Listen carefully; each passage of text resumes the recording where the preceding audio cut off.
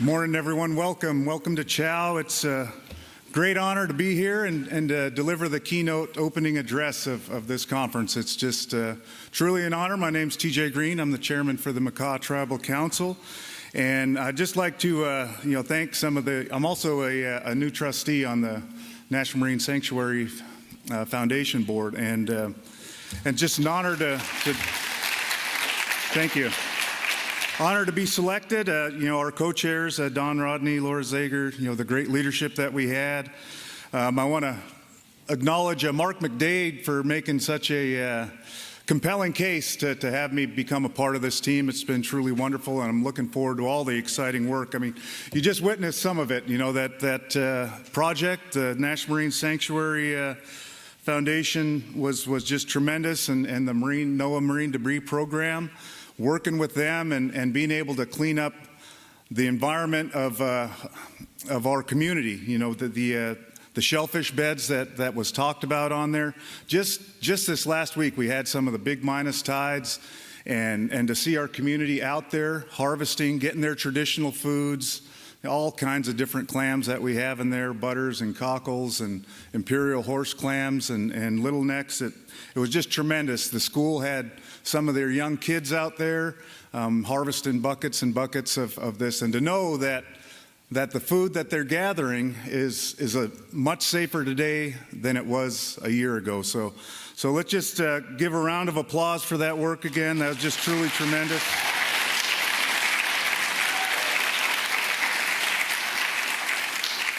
Also want to recognize Director John Armour for all of his work. He's been a good friend for many, many years, and I just appreciate working with him being a representative of the Makah tribe and the government-to-government consultations that we have, and all the great work that the National Marine Sanctuary does in our area. My tribe's located in the Pacific Northwest, very northwestern tip of the lower 48.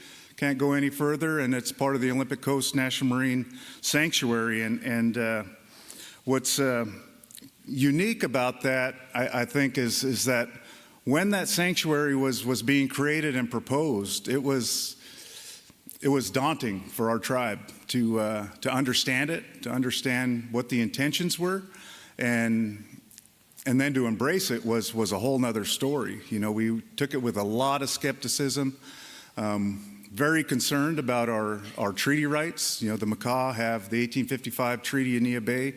We have reserved ocean rights, legal rights to thousands and thousands of square miles of ocean that we depend on.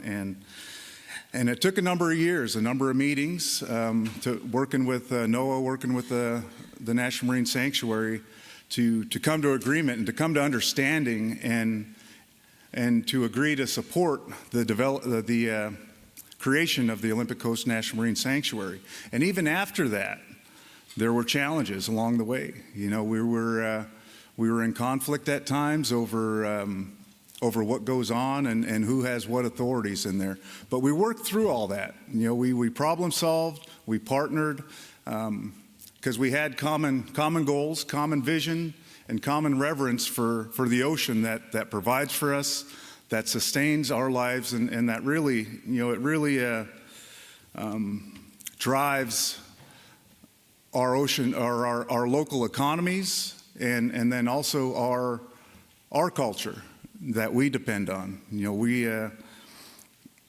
have a lot of ceremony and traditions that can't happen without a healthy ocean, and so we depend on people like yourselves that are driven, that have passion to get in there and roll your sleeves up and do some work to make sure that those resources are available for future generations. So I wanted to tell you a little bit about our tribe. We're whalers, we're sealers. That was our primary resource off the ocean. We'd go hundreds and hundreds of miles out into that ocean, chasing that resource. And we understood that those migrating mammals covered a large area, and that whole area is something that we would account for in our practices, in our own management of those resources, only taking what we need and utilizing everything that we take. And that's for thousands and thousands of years. The Makah were whaling and sealing on the Pacific Ocean.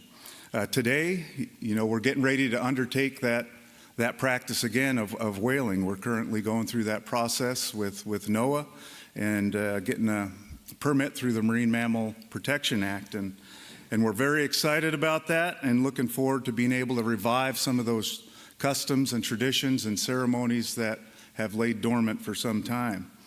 But the reason that's important is that we have that legal treaty right, to harvest those marine mammals. Those marine mammals depend on a healthy ocean to thrive. And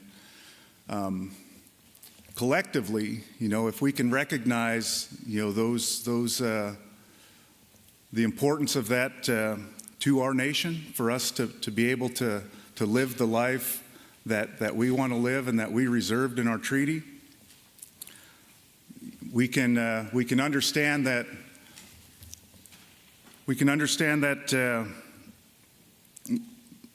those mammals' dependence is important for that healthy environment, and being able to partner with people that can respect that and understand is really important to the Makah tribe. Today, we also are dependent on the fisheries in that ocean. The Makah tribe has the largest tribal fishery in the nation. We harvest millions and millions of pounds. It's the primary driver for our local economy. We fish halibut, black cod, salmon, I think about 60 different species of rockfish that we manage for and work closely with NOAA and their management programs and the Pacific Fisheries Management Council. And you saw, that ocean hunter, that young man, Robert Moss. He's an incredible young individual that's growing up to be a great leader in our community and is passing that down to his children. So it's generational, those generational impacts of responsible management, responsible conservation, and is important to communities such as ours. One of the things I got to be a part of just recently, yesterday, we did a little briefing and got to have got to view some presentations of some of our partners, like Force Blue. There was some of the preservation efforts that are going on, the coral replanting efforts in the Florida Keys, and we had a presentation by Steve Gonzo Gonzalez that was just truly incredible. It really touched me yesterday, seeing him and hearing his story and the work that they're doing with veterans and being able to revitalize coral reefs, and it was just tremendous. He talked about all his years as a Navy SEAL, as a Master Chief, and that he never really got to see what's underwater, what that ocean truly does provide. He'd do most of his missions and it'd be 2 a.m, early dawn hours, but his mind and focus was elsewhere. And so after his great time of service, he was able to connect and get into work with this Force Blue to restore habitat in some of our critical areas that we're working on. And he said just the impact was life-changing for him, seeing all that life happen literally in front of his eyes, from within minutes of replanting coral in areas and the habitat and fish swimming around there. And those are the type of impacts, that type of work, those types of partnerships that the National Marine Sanctuary Foundation is able to engage in is just tremendous. Also, one of the things that I was super excited to learn as a new trustee is that the National Marine Sanctuary Foundation, they partner with the Philadelphia Eagles. I don't know if we got any birds in here or not, but all right, go Birds. But I'm a big fan, and waited a long time for that first Super Bowl, and getting the second was just amazing. And so So whenever we have that next event with the Philadelphia Eagles, I hope I'm on that invite list. I really want. I want to recognize some of the some of the past work of the sanctuaries and the work along the the coast of California, the co-stewardship that's going on with the CHOW and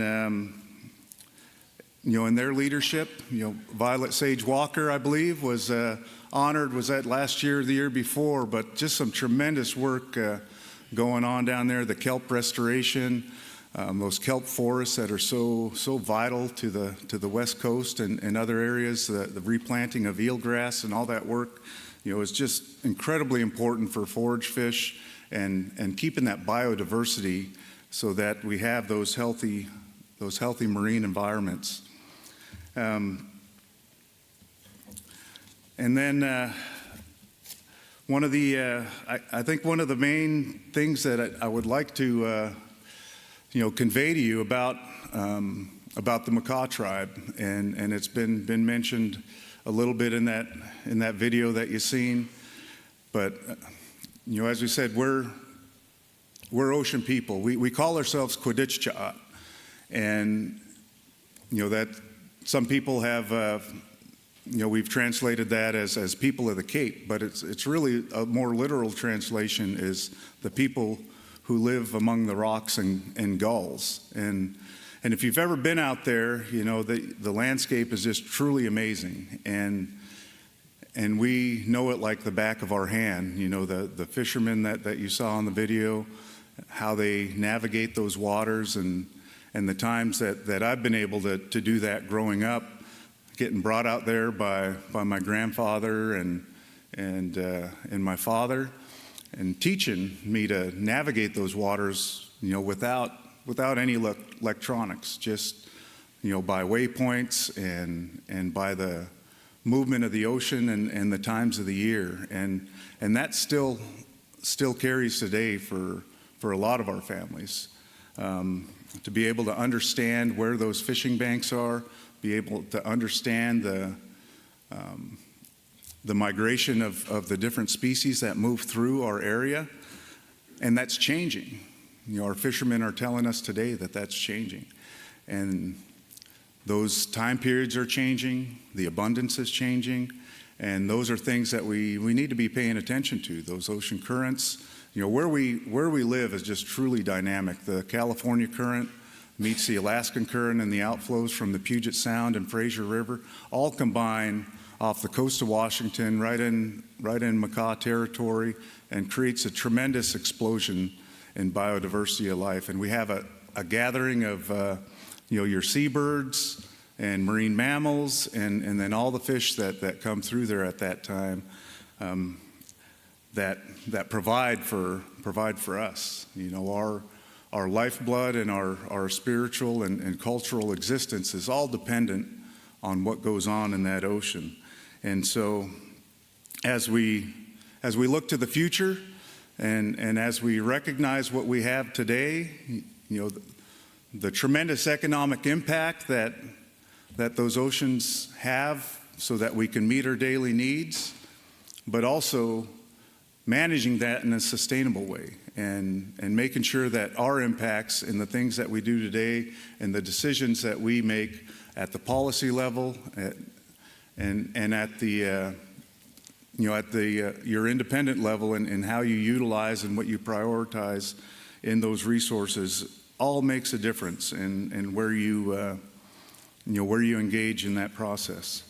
So I would like to just wrap up and just invite everyone to think about your experiences, to think about where you are in your time and your service into whatever it is you're doing. And over the next couple days at CHOW and Capitol Hill Oceans Week, as you're networking, as you're talking, as you're discussing and making those connections, let's remember that our ocean, we live on this great big blue rock. you hear things said like it's God's green earth, but it's a big blue rock that's traveling through this universe, and it's covered with water. And without that ocean, it drives our climate, it drives everything. And if the health of that ocean is not there, our lives will be severely impacted for the next generation. So being able to be a part of this, be a part of CHOW, and to have people like yourselves engaged is just truly an honor. I want to thank you for being here. Thank you for your time. I look forward to meeting as many of you as I can over the next couple of days. And once again, I want to thank our leadership and thank our board and thank Joel for all of his work that he does in carrying out the mission of the National Marine Sanctuary Foundation. So God bless everyone. God bless America. Thank you for your time here.